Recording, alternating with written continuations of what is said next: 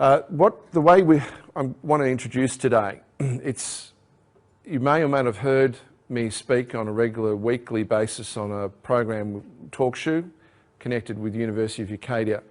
And one of the things that I've been reminded as I've been going through this information is A, there's too much of it. B, what about the basics and getting a sense of how everything fits together?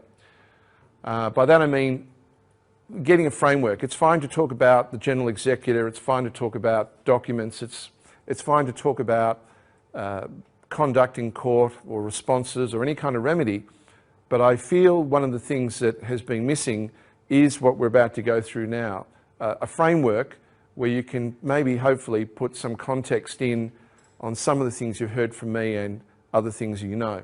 So the first session is Western Roman law. So first thing I want to say is nothing you're going to hear is legal advice. And the reason it's not legal advice is what these words mean when we hear the words attorney, barrister, in a moment, lawyer and the art. I want to start here because frequently you hear when people talk on radio or they speak about the law, they say, oh, it's not legal advice. Let's start because this is actually very interesting as to the origin of these words. Attorney. The word attorney, attornment, from the 16th century, combined with the Latin word at, to, and torno, turn, round off, means to consent implicitly or explicitly to a transfer of right. In other words, the attorney is there to prove that you have given up your rights. So I'm definitely not here to get you to give up your rights. I'm not an attorney. What about a barrister? The word barrister is from the late 16th century, combined with the Latin word baro, which means dunce, incompetent. Sto or stare, to stand firm, to be in position. So barrister means literally to stand, represent a dunce or an incompetent. Well, I'm not here to stand before you and accuse any of you of being dunce or incompetent, so I'm certainly not a barrister. Am I a lawyer? Well, the word lawyer is from the 16th century, combining the Latin word la or lares, customary law, and luro, lurare, to swear, take an oath, to conspire, meaning literally one who has sworn an oath to customary law of the private guild. In other words, sworn an oath to lie. That's a lawyer. A lawyer is one who has sworn an oath to lie, a pathological liar.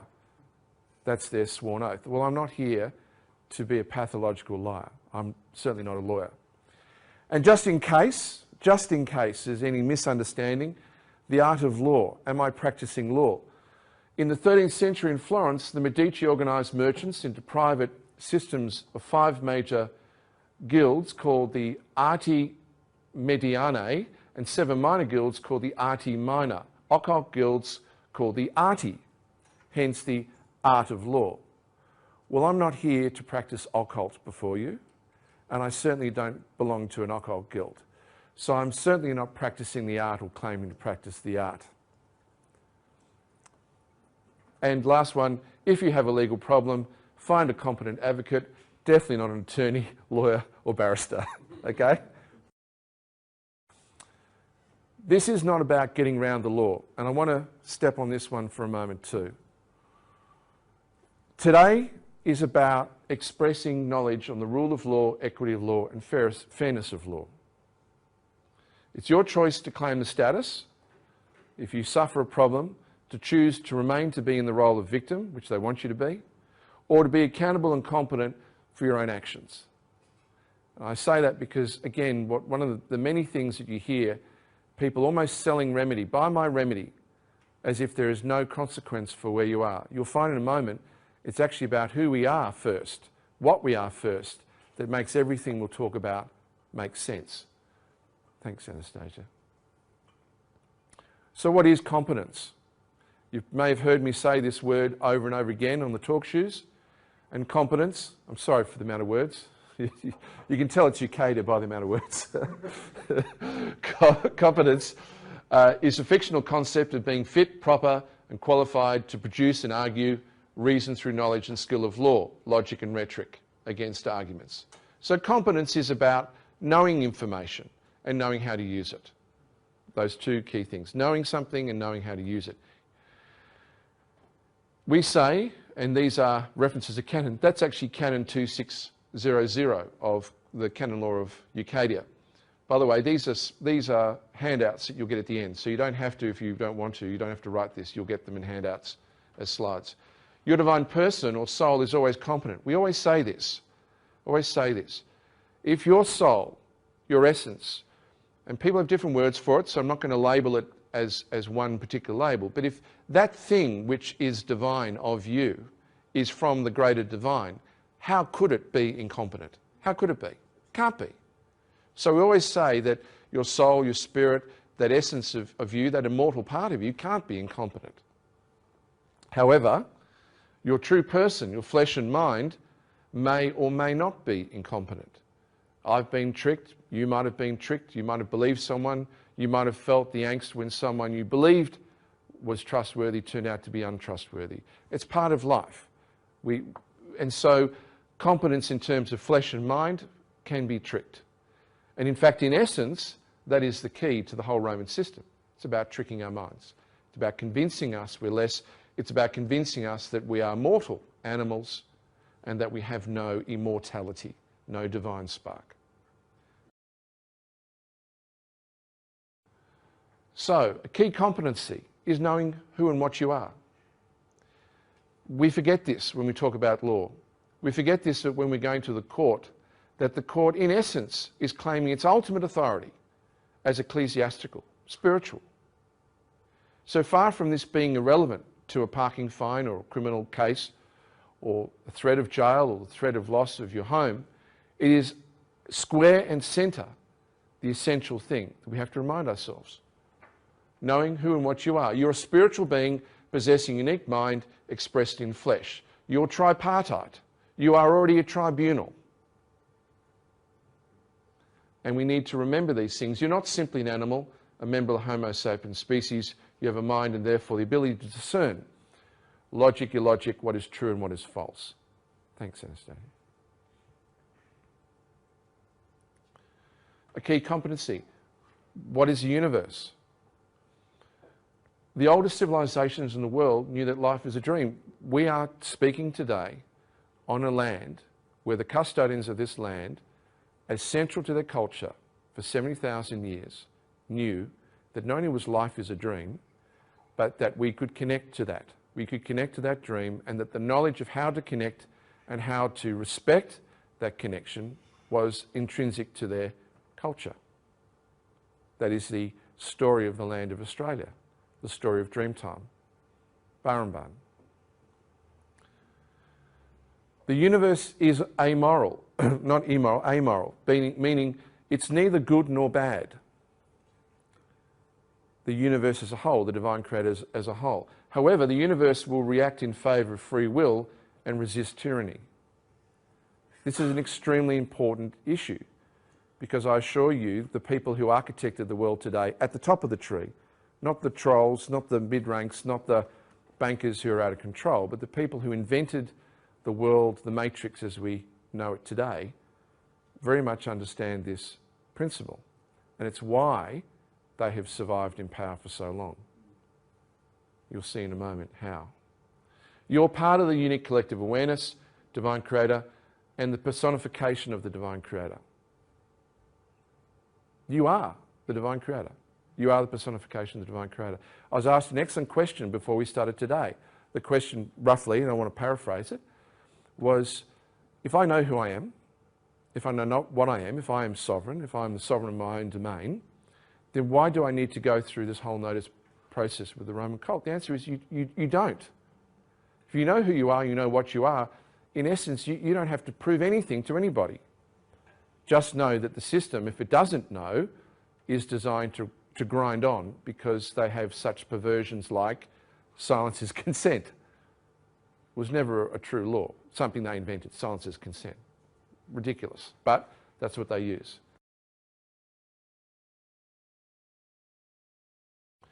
Testing competency. Now this is where we start to switch between knowing what we are and how the system justifies the way it operates. Again, an essential understanding of Roman law. The self-justification of these people. Ridiculous, appalling, but they have a way of doing it. And it is, if you worship in ignorance or ignore perspective, then you declare yourself incompetent. Hence, they place some of their most important signs to us in plain sight. Would you agree with that? Okay. Have you seen this before? Sure. Right. Okay. Well, that is the oculus omni. The oculus omni, the all-seeing eye of Lucifer. Not Lucifer as a spirit. That's the misdirection. It's a symbol of the Emperor of Rome in 71 CE to 117 CE. It's a symbol now of the Jesuit Superior General as Lucifer, Lord God of Earth from 1534. That's his symbol. That's the head honcho. Okay? And so if you're a 33-degree Mason, you would have an understanding of all these different levels, but even that information would be excluded from you. So it's testing competency. If you worship Lucifer or if you worship Lord God, if you go and read the original Greek or the original Latin from which they claim to have created the King James Bible, in the opening sections of the Bible, they do not use the word God or Lord God. That's the English translation. They use words like Elohim, El Sabah, different words that do not translate to Lord God. It means something entirely different. Elohim ultimately means a collection of spirit, or as the Sumerians would say, the Anunnaki, a group, a collective rather than a one. When we speak of divine creator, we're speaking of something far greater than just a God or a Lord God. If you worship something as a Lord God, and knowing what this ultimately is, over here, the oculus omni, then you're actually worshipping a man or men as gods. Would that put you in dishonour with the divine, do you think? If you worship other beings as gods rather than worship the true creator, would that put you in dishonour? Yes. Well, that's what they want to happen. They're testing your competency. And 99.99% of the world fail that test. That's exactly what they want, because it means only they technically are in honour. It's perverse, it's bizarre, it's brilliant. That's why they've been in power for so long. We're going to go through and at the end of the last half hour we'll answer questions, so we'll keep going. Money and coin has always been minted in honour of Lucifer from the first millennium BCE, because lucky fear, from which we get Loki. Have you heard the word Loki, the god? Yeah, Loki. Lug. That's all lucky fear. It was a Celtic god of good fortune, gold and skill. Always. Money has always been dedicated to lucky fear. And there they put it in plain sight. They put these symbols in plain sight. Testing competency. Public notice versus free will. Has anyone seen The Matrix, the film The Matrix? Yes. I mean, probably there isn't a decent conspiracy forum that hasn't mentioned The Matrix. But what does The Matrix tell us? The Matrix tells us that the world is an illusion. Your purpose is a source of energy. For an automated system, you are less than a slave. Sound familiar to the real world? Could they have given us a better public notice than The Matrix? They even tell you what's wrong with the system in the film. I mean, done in a way that even a 14-year-old child, if they went and saw that, should know what's going wrong with the world. The system is not only automated, it is broken and needs to be rebalanced, yet most people prefer to remain asleep. Have you found that? Yeah. So, public notice. Public notice versus free will. So if people want to stay asleep, they look at you and say, oh, The Matrix, just entertainment.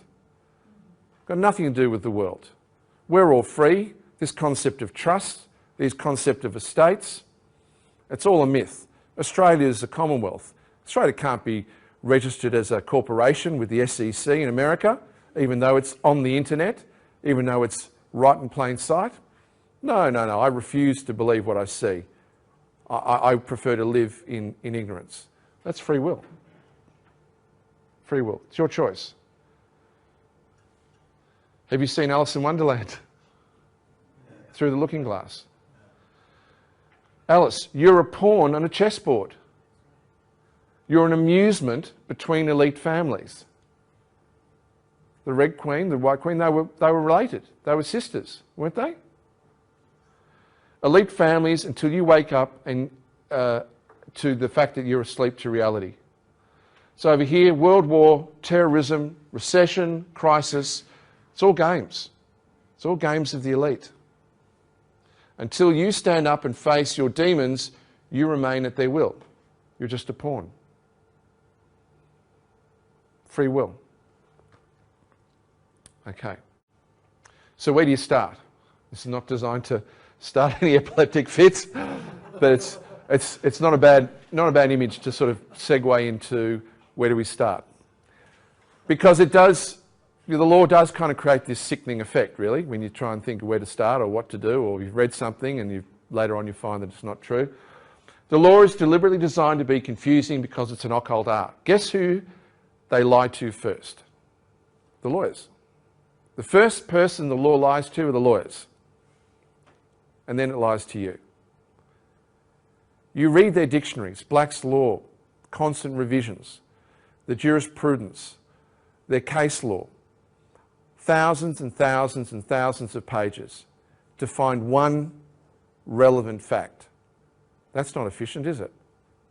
You could take all of that and you could present it in a consolidated form.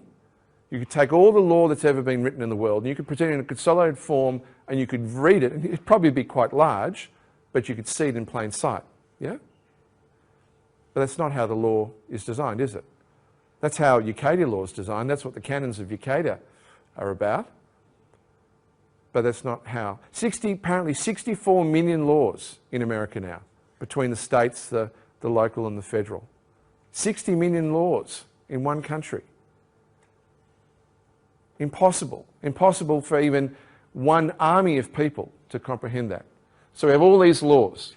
So let's start at the beginning, and let's start with the obvious question. What does law actually mean? If you want to upset a lawyer, you ask them, what is the law? There you go.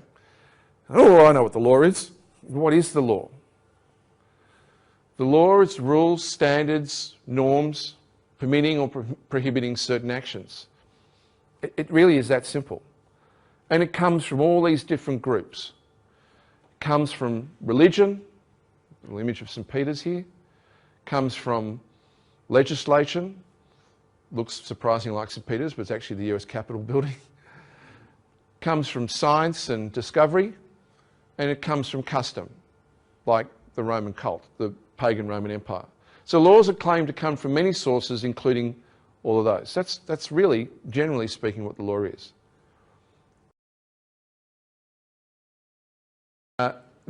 The highest laws are canons.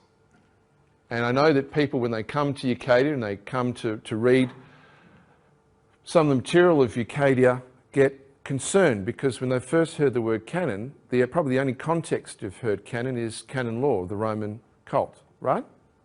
That's the most common. If you say canon law, people go, oh, the Catholic Church. Oh, ecclesiastical law, yeah? Well, that's exactly how they want you to think. Why? The highest laws are canons. Why? How?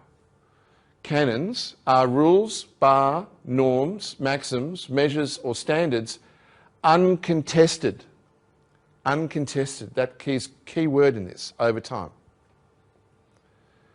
So if there's a maxim that is used across a range of cultures, bless you, across a range of time periods, and it's uncontested, then it is a maxim. More than a maxim, it's a canon.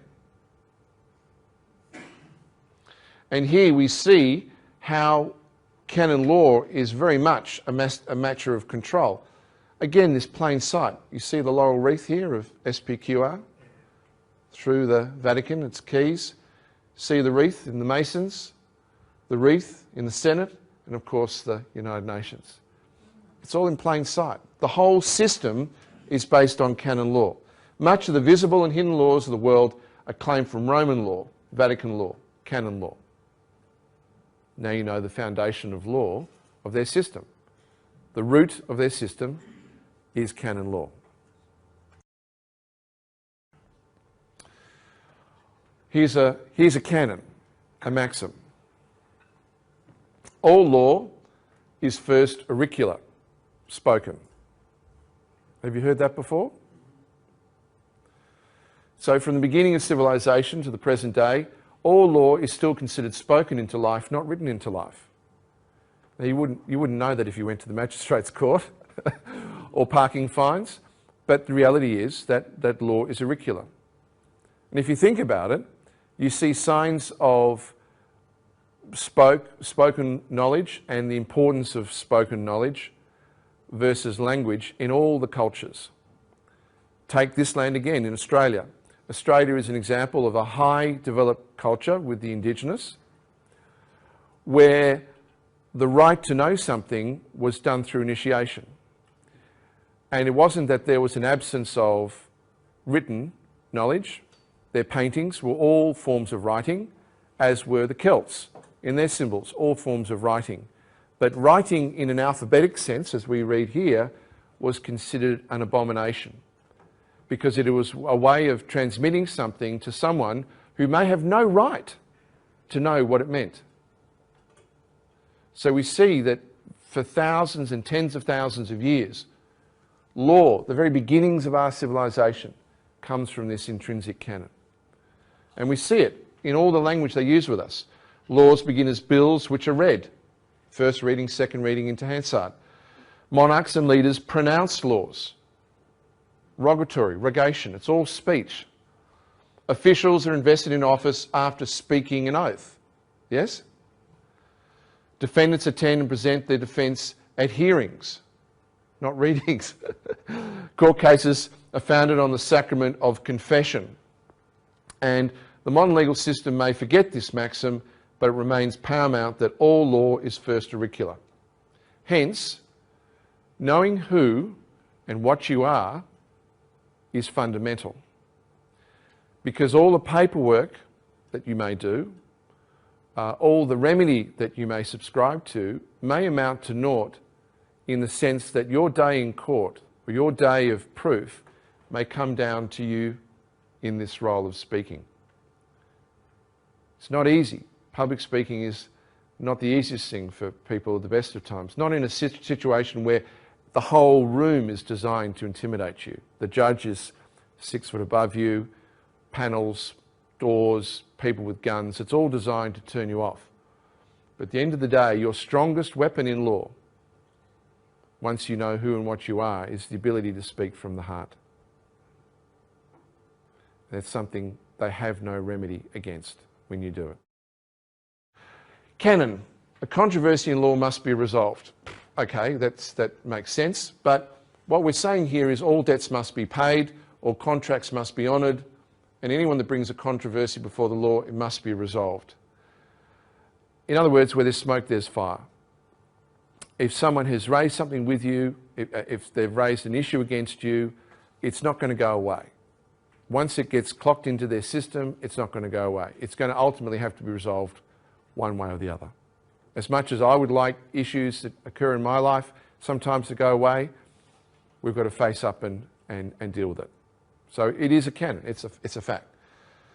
So when a controversy is raised, it cannot be ignored. It might be unfounded, unfair, unjust, wrong, but the burden unfortunately rests on us to prove the flaws.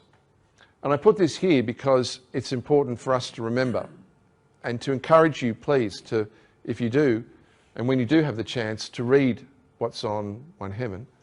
Justice is to honour the essence of the living law through due process, in rendering judgment, demonstrating fair remedy. So there is such a thing as justice. It does exist, even if we find none of it in the present system. It doesn't mean that it is a false flag. It doesn't mean that it's an illusion.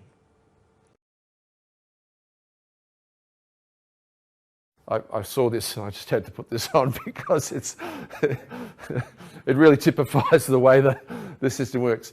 A claim not contested stands true. silence is consent. A claim brought in law that is not contested or rebutted then stands true, hence silence is considered consent. Do you know that the fundamental reason that people get summary judgments against them is they fail to submit through the procedure of the court any form of rebuttal? I know the system is unjust. I know the claims that are unfounded. But if you don't use their procedures and stand there and believe that it is unfounded, you've just given them a free kick.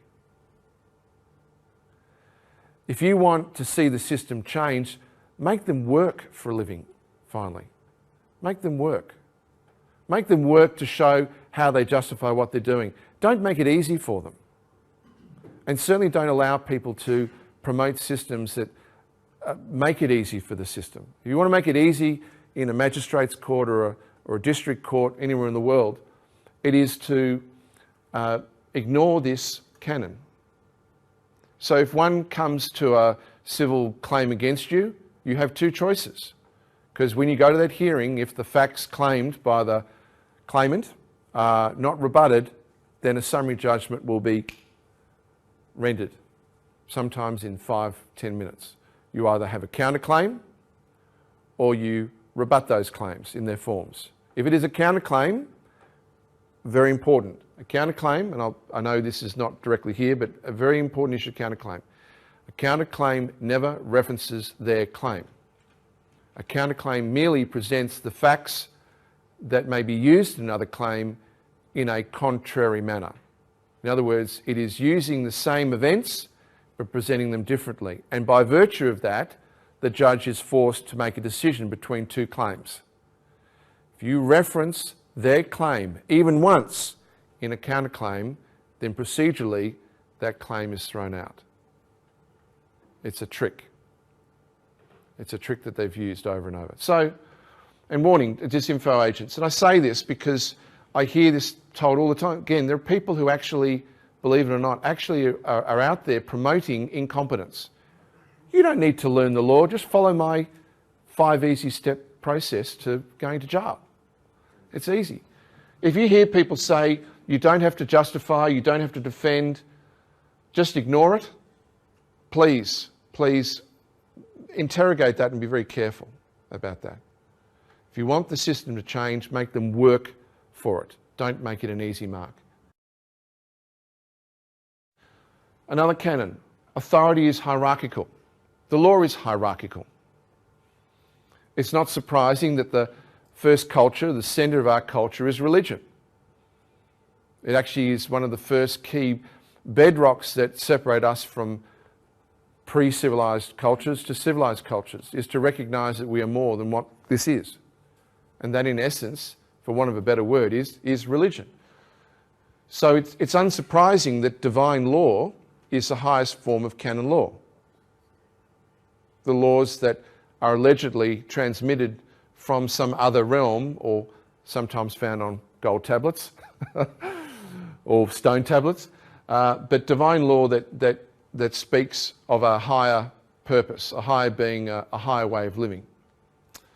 So it's the highest law, followed by natural law. When we mean natural law, we mean the laws of physics, the laws of science, that we are flesh vessels, that I will die, you will die, we will all die eventually. These are natural laws.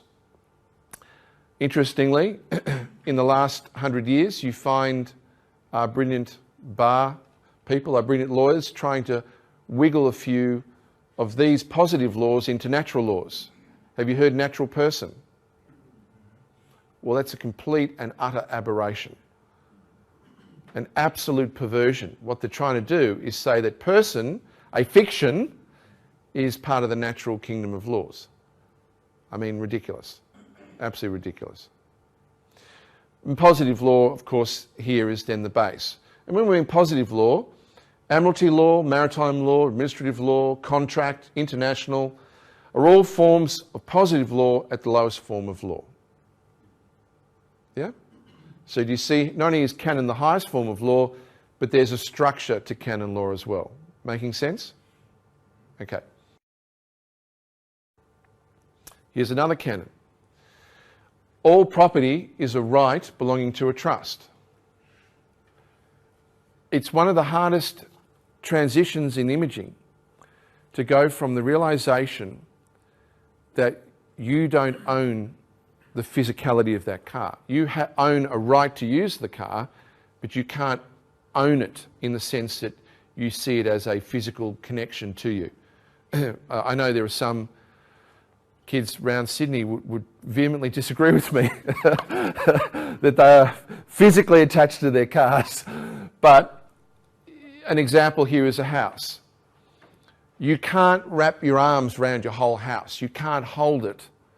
And a rule of ownership, a rule of possession is if you can't possess it, you can't hold it, then ultimately you can't really own it in that sense.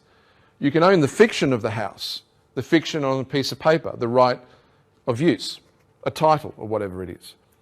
But you can't own the physical.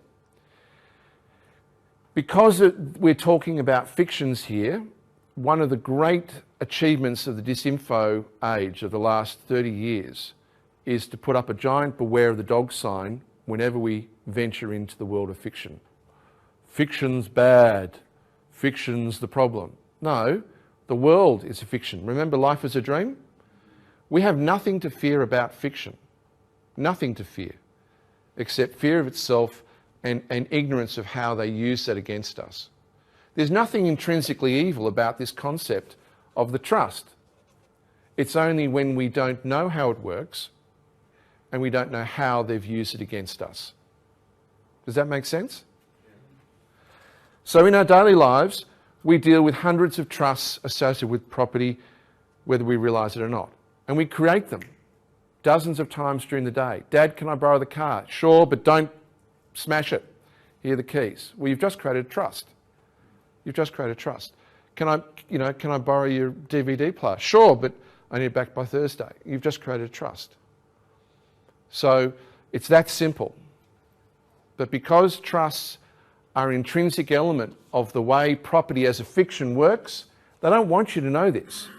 They don't want you to know this. Because once you start down the path of knowing this, then you start seeing the essence of their structure of financial law, of property law, and what they're doing to you when you ultimately go near their courts.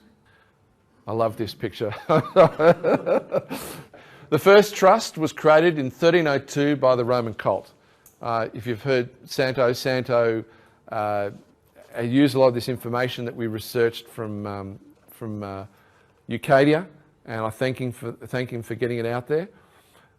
So let's look at a real trust now. The first trust created in history and how it works. Okay. If you haven't done it, I really suggest you go and do it. It's a great thing before probably someone takes it down. But this is the official coat of arms of the Franciscans. The Franciscans were created by the Venetians. And the whole history of the Franciscans, including Francis, is unfortunately a huge myth, sadly. Because I kind of liked the story. I thought the animals in that. We are the animals, by the way, if you read the story in Francis, loving the animals. We were the animals, yeah? But that's their crest. And I put that crest up because, I said, and you agreed, that they don't hide who they claim to be in charge of who they are. They don't hide it from us. They don't need to. Most people, as we saw in the Matrix film, they don't want to know. You talk to them and say, would you like to know? They say, no, don't tell me, don't want to know, right? So they have no problems about that. If you look at this crest, and it's a bit small here, that's why I say go and have a look for it. You'll see the 3 crowns of the 3 trusts they've created, and you have the whole structure there of the Roman cult, the Roman Catholic Church, which they created. And you've even got, if you have a look down here, this is a classic.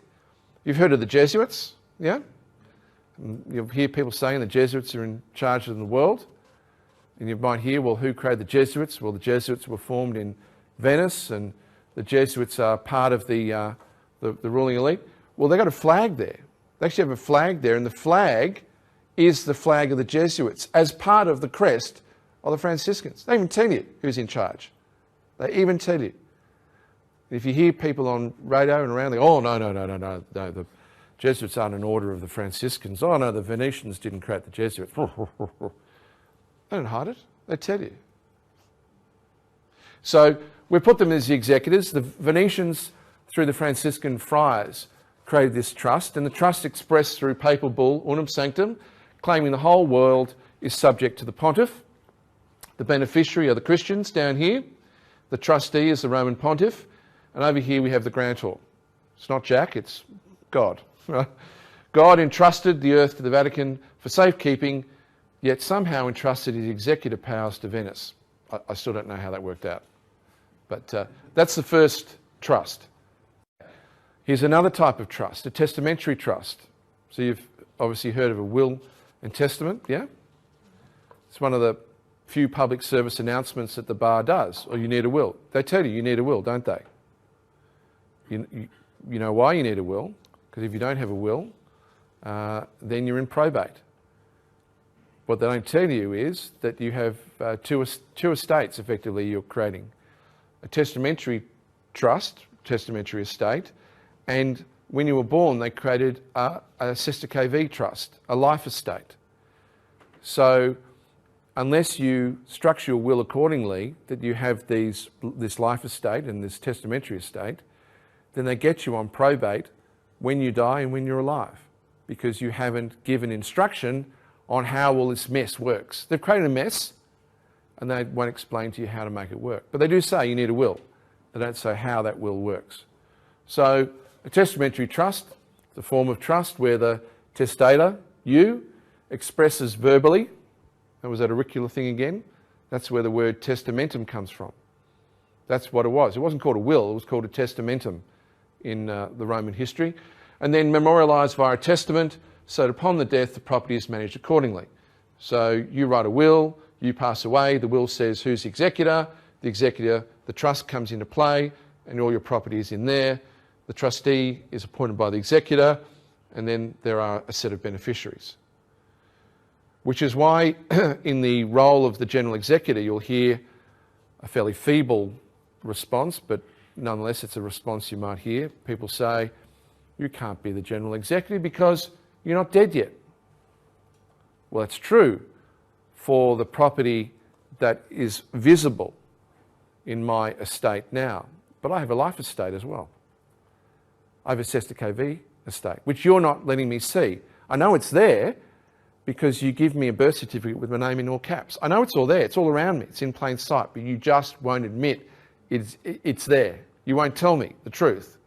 And I can appoint a general executor for that, because the judge in court is claiming to be the executor of that estate in my name.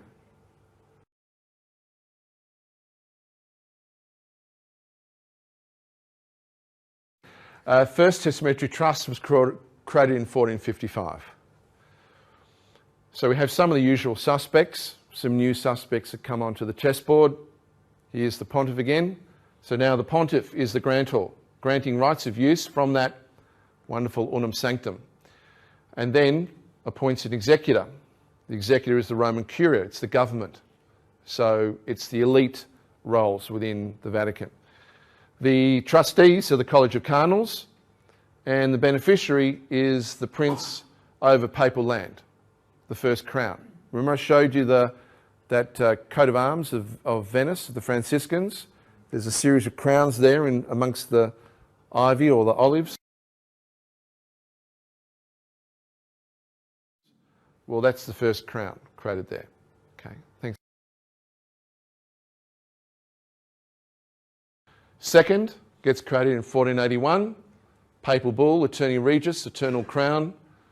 Grantor again is the pontiff, puts the curia back there. Now we get thrown into the trust. We're the property here. Yeah? So the first one was the land.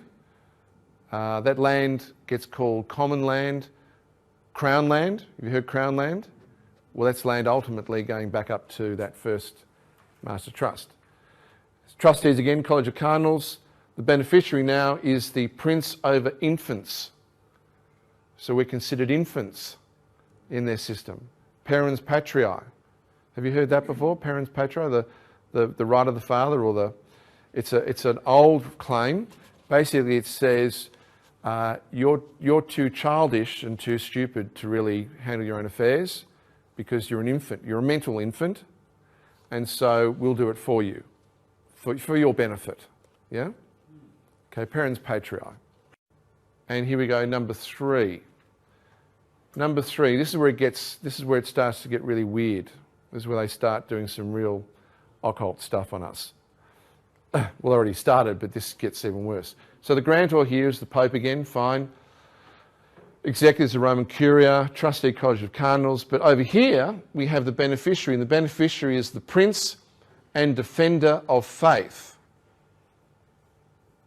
Now, there was only one Defender of Faith created, and it was by the way, no papal bull you see anywhere on the internet is real. Not one. Every one of them is a fraud, a corruption of the original instrument. You cannot see original papal bulls. I wish they would show us, but the problem of them revealing original true papal bulls, they have one problem, is that up until the 18th century, the real ones were written on human skin. So I think it would be a problem if the Vatican started to reveal documents written on human skin, particularly with DNA, to show that it wasn't just human skin, it was the skin of children. So the Prince and Defender of Faith was all about salvation. Salvation is salvaging. Salvaging what? What do you think the most valuable thing to you is to a system that runs on curses, on supernatural? What's the most valuable part of you? Your soul, exactly, your soul. The flesh corrupts, the mind can be manipulated, but what's the one thing that's never incompetent that you and we all have? It's our soul, isn't it? So they're after our souls as black magicians. And they invented a concept and they used it as part of the Eucharist. When you go to Mass, what's the wafers and the wine? What is it supposed to convert into? Right. And there's a word for that. What do they call that word? Transubstantiation. Exactly. So it's a doctrine. Transubstantiation. In other words, something in one physical or spiritual form can shift into another physical or spiritual form. So something physical can become spiritual, or something spiritual can become physical. Because if you can go one way, you can go the other way, right? Yeah? Are you aware that they really have this obsession with gold? Yeah? Yeah? Precious, precious. They even do it in public. Like the precious is public notice. They love it. Yeah? What do you think the gold is in light of what we just said with transubstantiation? What do you think the gold is representing now in their vaults, in their penitentiaries? People's souls. People's souls. Now, you'd have to be on a really big acid trip to think of this kind of stuff, right? I mean, these people are off their, they're off their dial. They're off their tree. But they believe it to be the magic. They believe it to be, and this is the foundation of the modern financial system. It truly is. I'll give you an example today. There is a bank. It is the bank of banks. Does anyone know the biggest bank, the bank of all banks is called? Anyone? The Bank for International Settlement, not the IMF. The Bank for International Settlement, the BIS. In Basel, Switzerland, is the bank of all banks. Do you know, it was founded in 1931. And it was founded with a gold supply that equated to roughly 55,000 to 60,000 tonne of gold. Now they converted it into Swiss francs. I assure you that the poor Swiss never turned it into Swiss francs. They'd be minting them for eternity. 55,000 tonne of gold in Swiss francs? You've got to be kidding, right? No one could produce that many. It was gold bars, and it was the gold of the Vatican accrued from blood, war, theft, World War II, lie, lie, lie, okay? Okay, and that they founded that, gold. Now what they did with that gold was quite brilliant. They architected a global recession, a global depression, not unlike the one we're going through at the moment. And so they basically got the banks to call in all the loans, and every country, including this one, went bankrupt. And then rather than touching the gold, because the gold was put in place for this global curse system, this modern financial system that has us like ferrets on wheels, slaving away every day, yeah? Is they started writing loans and money against the gold in order to prop people up. And then they instituted a giant system of debt collection, which are called the taxation officers. And they instituted a set of private banks that then were in charge of producing the money supply of those countries, like the Reserve Bank of Australia, a private institution, private shareholders. And then, like ferrets on a wheel, we kept swinging and kept moving. And the corporation structure of the world was put in place as well with the Securities Act of 1933. So the whole modern system came in that period. But the ideas of this and the legal framework of this was way back in the 16th century. One of the byproducts of this was this idea of another type of trust. So we've done express trust, living trust, we've done testamentary trust, we've seen the big ones. And another type of trust is this trust called a cestui trust. And cestui is just a fancy way of saying for the benefit or life of another. That's ultimately what a cestui is. And it's a hybrid. It's a kind of temporary testamentary trust. And its design is that when someone is presumed lost or abandoned, when someone is presumed incompetent, an infant, then a trust could be formed for their benefit, and then upon their return or upon the age of majority, they could then administer their own affairs. But in the meantime, for the first time in history, the government could get its hands on those assets. So do you see the legal precedent of what a cestui trust did? You see, we take for granted the all-reaching powers of the government today. We're born into that society where we deal with central governments with extraordinary power.